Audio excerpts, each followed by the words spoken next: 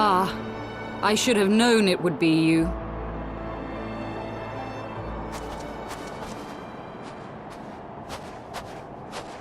Word reached me of a struggle with a small but well-armed band of trespassers. Forgive my comrades their hostility. Few come here uninvited, and fewer still with good intent. Now, tell me why you are here.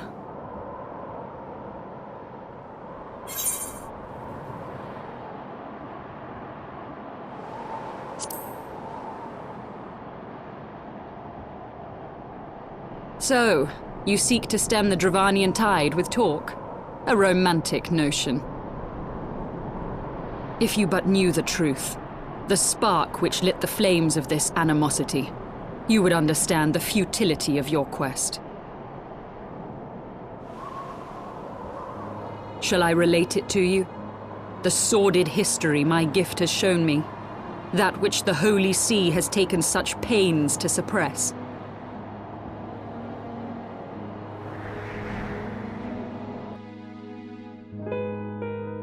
'Twas more than a millennium past when an Elezen tribe first sought to claim the lands of Kurthas as its home.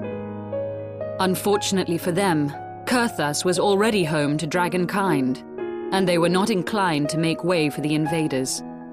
Thus did a bloody war begin, a war which might well have rumbled on until one or the other side was exterminated, had it not been for the resolve of a single woman.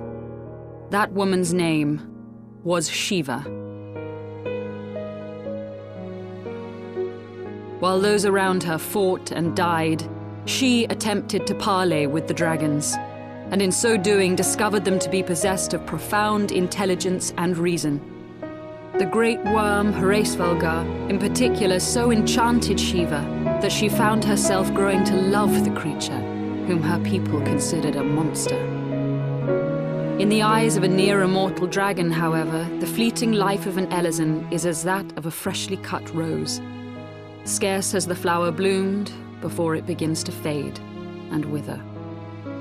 Such melancholy musings plagued Hraesvelgar, who had found in Shiva an unexpected and beloved soulmate. He knew that all too soon, death would snatch her away from him.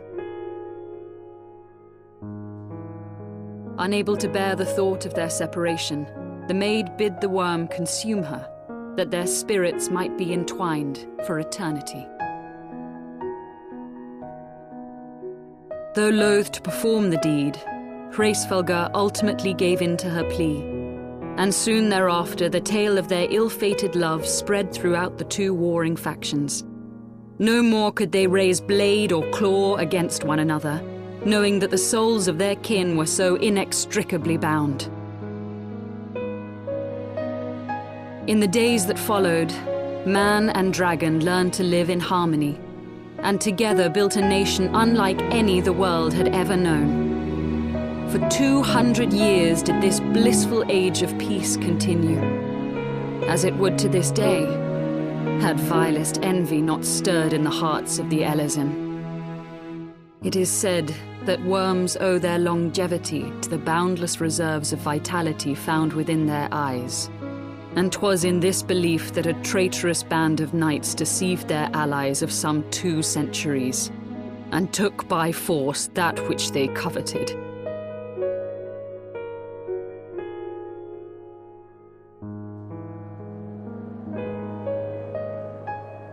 Nidhogg, he who now stands poised to unleash his wormlings upon Ishgard, was the great dragon who lost an eye to Elezen treachery. And until he prizes it from the hands of the traitor's progeny, no amount of conciliatory words will stay his fury. You are wrong, Lady Iceheart. Lest you misunderstand, I do not doubt your vision of the past. 'Tis true that Nidhogg greatly desired to reclaim the Eye. Indeed, it was for that very reason that I kept it with me as I roamed the land, attempting to draw him away from the city.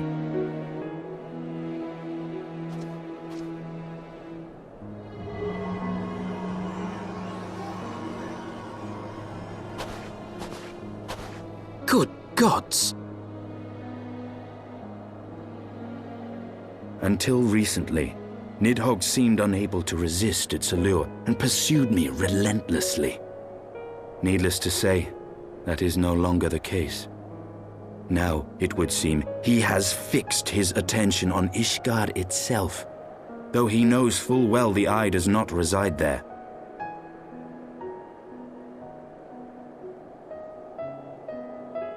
You believe he targets the capital for another reason? I believe reason has all but left him. Through the eye, I feel much of what Nidhogg feels, and the dragon's thirst for vengeance will not be quenched by aught less than a sea of blood.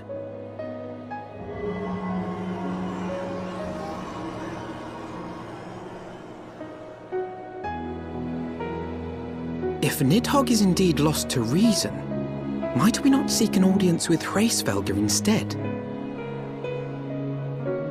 He has thus far shown no inclination to aid in the invasion of Ishgard, and may yet welcome our efforts to broker a peace.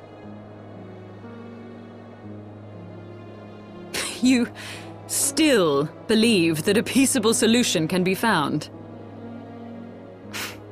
Very well. I will take you to him.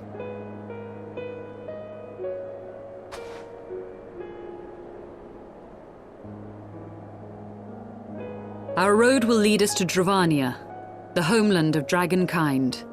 There we shall ascend unto the clouds, where Hraesvelgr resides.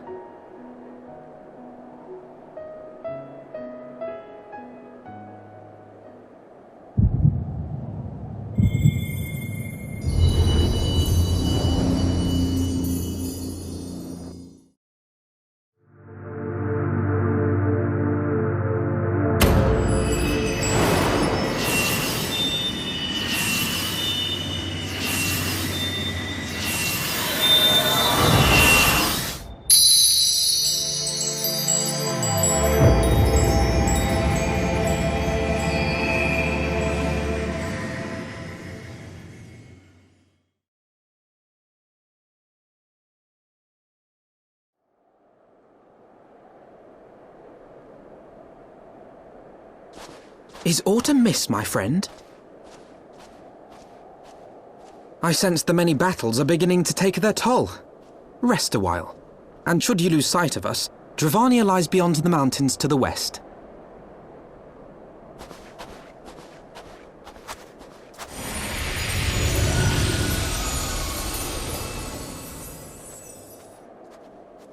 Curious. The vestiges of thy mistress's blessing are not as faint as once they were. Thy will to succeed grants thee unusual fortitude. But will it be enough?